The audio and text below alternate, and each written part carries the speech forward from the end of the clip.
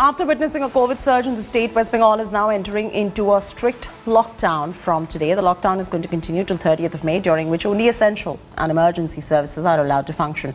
The state government, led by Mamata Banerjee, has even ordered the closure of government offices in the state. Intra-state bus services, metro ferry service, gyms, cinema halls, salons, swimming pools are all going to remain closed in the state.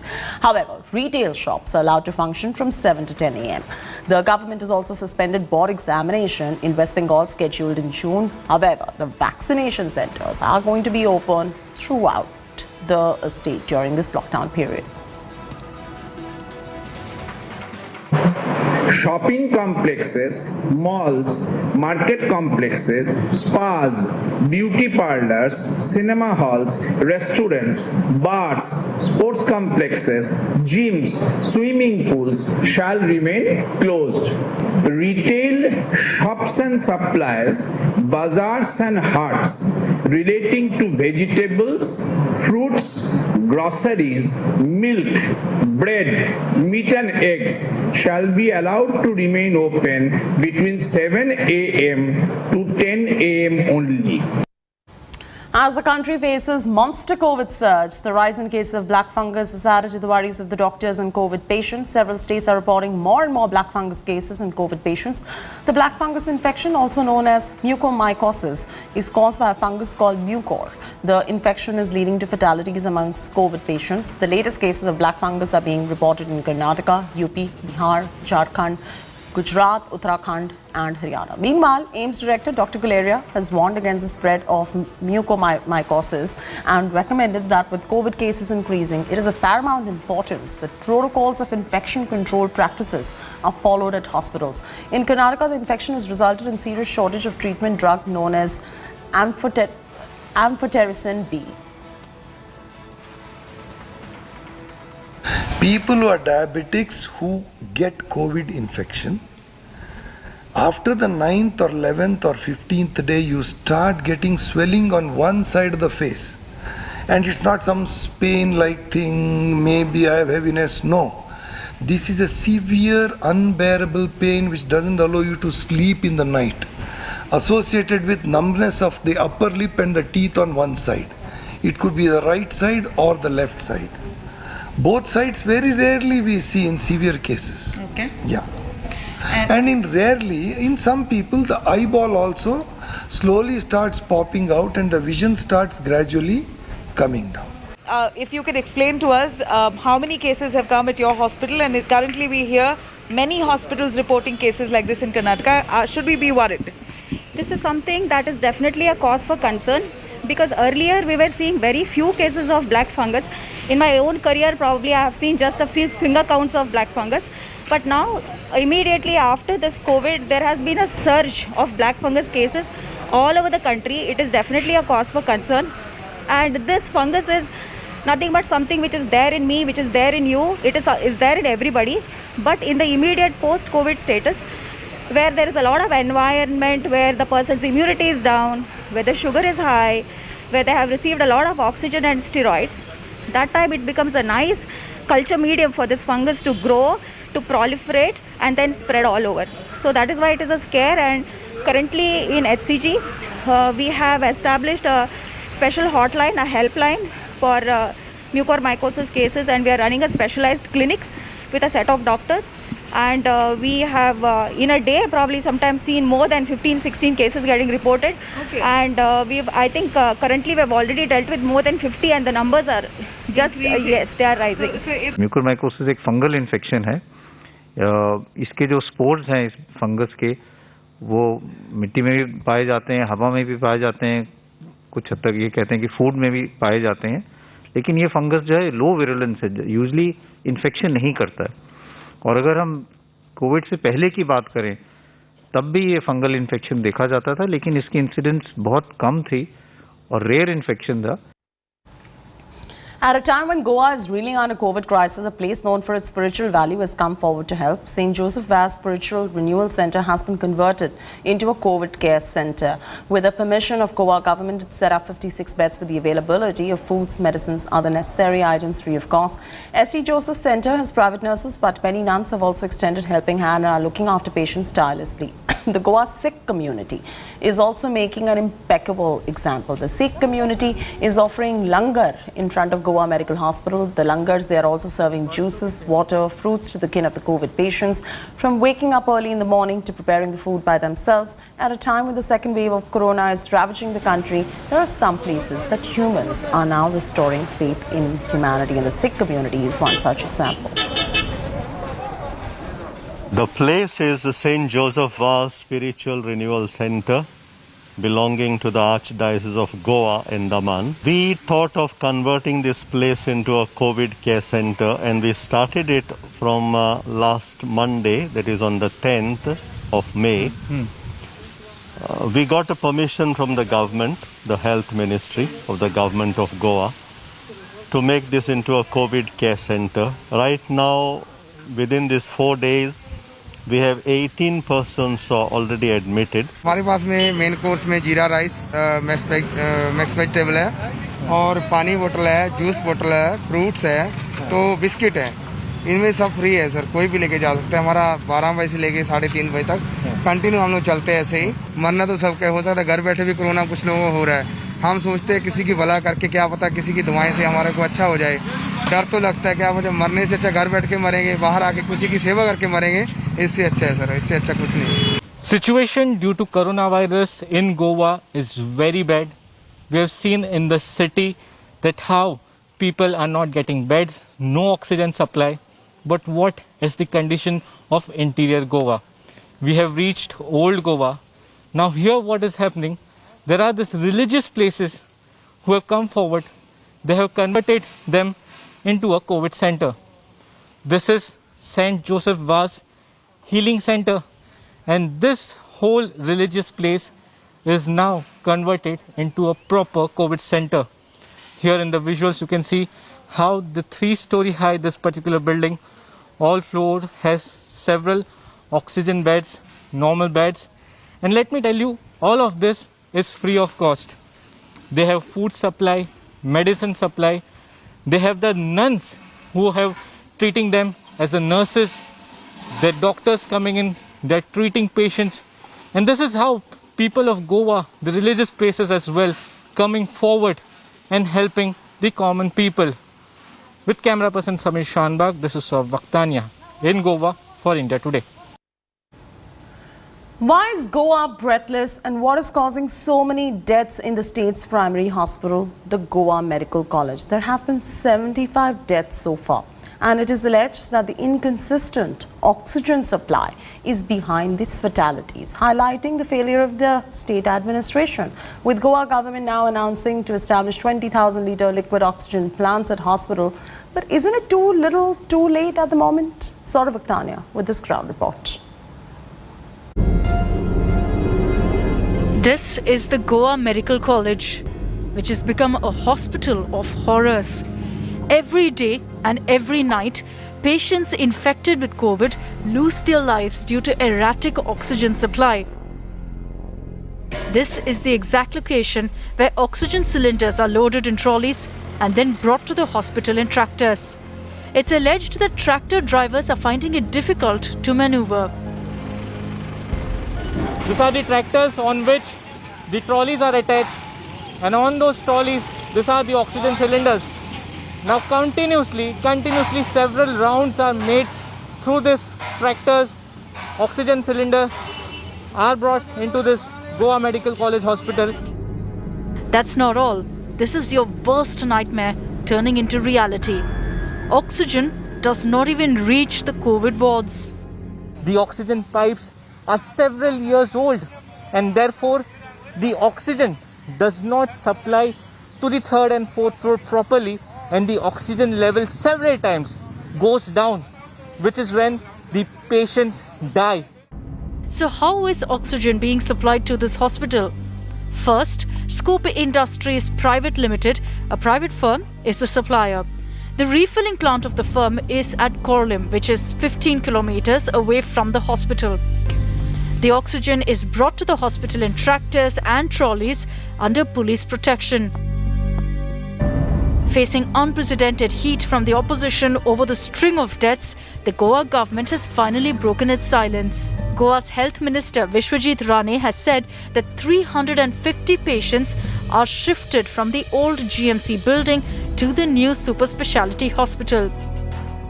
Earlier, the Health Minister had said that the super speciality hospital will be commissioned. He then retracted from that statement after India Today's report and now claims that it's already functional. He also assured the setting up of a 20,000-litre oxygen plant in the hospital as early as on Saturday itself. Most important part of this tweet was Goa's Health Minister Rane is appealing to the Chief Minister Pramod Sawant to commission this block. So, even if this place is still not commissioned, 350 people, 350 COVID patients have been shifted over here. So what is the government waiting for to commission this hospital? And is there no coordination between the health minister and the chief minister? But the opposition is unimpressed, directly blaming the chief minister for the fatalities. If I am to suppose that health minister also was record earlier saying that the maintenance needs to be done. The maintenance is taken care by the GSIDC, which is Goa State Infrastructural Development Corporation, which is headed again by the chief minister. I don't know what is GSIDC doing. It's taken scores of deaths for the Goa government to wake up. But even so, the situation continues to remain grim and there are no major changes on the ground as yet. With Saurabh Bhaktania in Panaji, Bureau Report, India Today. Lack of facilities and equipment has made the rise of quacks in rural India, and how people are turning to those hospitals where there are no oxygen cylinders, there are no ventilators and no medicines. My colleague Preeti Chaudhary met a few villagers who have paid an immense amount of money to get hospitalized for a few hours. Take a look at this crime report. The rural belt in Uttar Pradesh is most vulnerable. Lack of basic healthcare has led to fly-by-night hospitals run by quacks, coming up and dismantling within hours, fleecing villagers. India Today met many villagers who paid upwards of Rs 40,000 even just for a few hours of hospitalization with no facilities. Ramakant Pandya in Kashaiganj, Varanasi has lost his mother. There have been 7 deaths in his village in 8 days. With no bed available in any hospital, he and others in his village heard of Sunrise Hospital, 30 kilometers away from Chitaipur. It was new, opened 20 days ago when Corona was peaking in the area, and we are ready to take patients in any condition. हम लोग sanitiser में ले गए थे वहाँ पर, तो वहाँ पर जो ले गए थे तो वो हमसे ले भर्ती तो कर लिए, लेकिन कोई दवा कोई इलाज कुछ नहीं किए। खाली हर मतलब वो जब पूछे डॉक्टर आ रहे हैं, डॉक्टर आ रहे यही करते रह गए। और शाम को 7 बजे भर्ती किए थे और रात को 10:30-11 बजे तक डेट हो गया उनका। Ramakant took his mother there. In 3 hours, she was dead. The hospital refused to release her body till over 40,000 rupees were paid to the hospital. Oxygen लगा था? ऑक्सीजन भी नहीं लगाए थे, खाली बस आ रहे हैं डॉक्टर साहब देखेंगे तो ऑक्सीजन लगाएंगे ये कह रहे थे। बस ये कह रहे थे? बस यही कह रहे थे। उनका ऑक्सीजन लेवल चेक किए थे कि नहीं किए थे? कुछ नहीं किए, वो एकदम टोटल कुछ नहीं किया। 6,000 का दवा भी मंगाए और दवा भी एक भी हमको मिला नहीं। His neighbor Shiva took his mother-in-law to the same hospital. She died soon.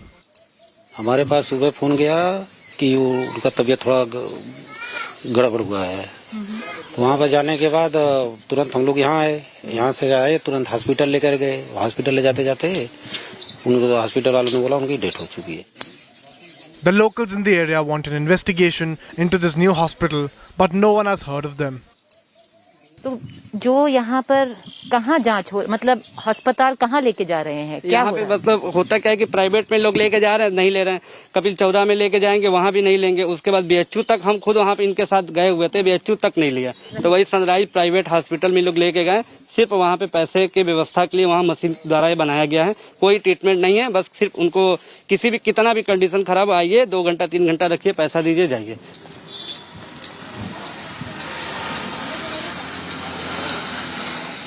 Our team went to the Sunrise Hospital 30 kilometers away, and what we saw was shambolic. It's hospitals like these that have come up overnight because there is absolutely no space in the city to take in corona patients in the Varanasi district. Lots of complaints coming in of this hospital where large sums of money has been taken. Patients who are on the deathbed have been taken in, but even something as small as oxygen is also not administered. A small basement taken over as a hospital.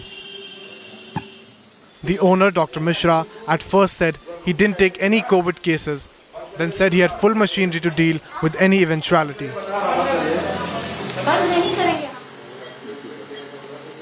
When we asked if he had a ventilator, later he took us to his ICU. Doctor साहब आपका ventilator ये है ventilator कहाँ है बाहर किधर है बता दीजिए आप वेंटिलेटर दिखाने लाए थे किधर है This is what we saw. COVID patients struggling to breathe. No ventilator, no BiPAP, no CPAP machines. ये छोटा है ना कौन सा है कहाँ है hello He soon disappeared from the hospital. Ventilator दिखाने लाए थे किधर है India Today team informed the local administrators about this hospital with zero medical facilities. नाम बताइए डॉक्टर आप डॉक्टर मिश्रा हैं क्या हाँ हाँ दिखाइए जरा क्या दिखाए नहीं दिखाऊंगा The tragedy is that even if any action is taken against the hospitals like these, collaterals will continue to be hapless villagers with little information. With Preeti Chaudhary, Bureau Report, India Today. Days after dead bodies of suspected COVID patients were spotted floating in the Ganga River, now multiple bodies have been buried in sand at two locations along the Ganga River near Kanpur Nagar and Kannauj in Uttar Pradesh. Here's our report. We showed you these horrible, gut-wrenching visuals of bodies floating in the Ganga. As this horror is still afresh in people's minds, now more unclaimed, unaccounted and unidentified bodies have been found buried in Kannauj in Uttar Pradesh. Multiple bodies suspected to be of COVID victims have been buried at two locations along the Ganga River near Kanpur Nagar and Kannauj. ये कपड़ा आप देख रहे हैं इसके just नीचे dead body है आप थोड़ा सा और आगे अगर बढ़ते हैं आप यहाँ पर आते हैं यहाँ पर अगर आप देखते हैं यहाँ भी आपको एक डेड बॉडी इसके नीचे पड़ी है जिस तरह से बॉडी को गाड़ा गया है वो डराने वाला है आप सामने की विजुअल्स अगर देखें यहाँ पर नाना मऊ घाट पर ये भी डराते हैं भयावह स्थिति पैदा करते हैं At Kanpur Nagar, residents say that the body count has gone up since the second wave. जब से मान लो अप्रैल लागू हुआ है कोरोना का कहर है तभी से मान लो ज्यादा से ज्यादा आदमी मर रहा है ये सारी लाशें हैं ये सब लाशें ही गड़ी हैं आप मान लो कदम रखिए लाश है प्रशासन तो कह रहा है सब कुछ सही है ठीक है मान लो प्रशासन के आगे तो मेरा जोर चलेगा नहीं चूंकि मैं नागरिक हूँ प्रशासन ने बताओ हमारी हवा खराब कर दे In Kannauj, more than 150 to 200 bodies were found buried near the Ganga bank in Mehndi Ghat. A probe has been ordered now by the UP government. भविष्य में कोई अन्य वहाँ पर अंतिम संस्कार दफन करके ना हो ब्यूरियल ना हो इसके लिए डीएम साहब के द्वारा निर्देश निर्गत किए गए हैं और 3 सदस्यीय टीम वहाँ पर प्रत्येक घाट पर रहेगी जो इस चीज़ को सुपरवाइज करेगी From Buxar to Kannauj, the horror show continues. Even after death, the deads have been robbed of dignity. With Samarth Srivastava in Kannauj, Bureau Report, India Today. A political war has broken out in Andhra Pradesh after a rebel YSRCP leader claimed he was assaulted in CID custody. YSRCP MP Krishna Raju, who has been very vocal against the party, shared these pictures to allege that he was assaulted.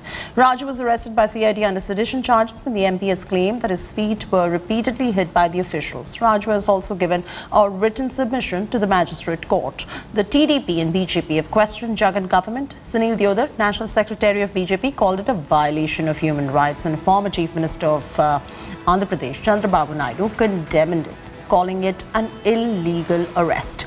Meanwhile, additional DGP of CID has defended the arrest of the rebel MP, saying that Krishna Raju gave speeches against government of the state that triggered hatred and disaffection.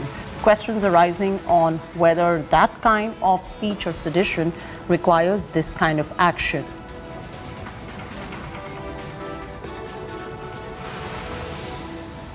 It's a wrap from me, Chaitanya Nirula, on this bulletin. For further news and updates, don't forget to log on to indiatoday.in or go ahead and download our app.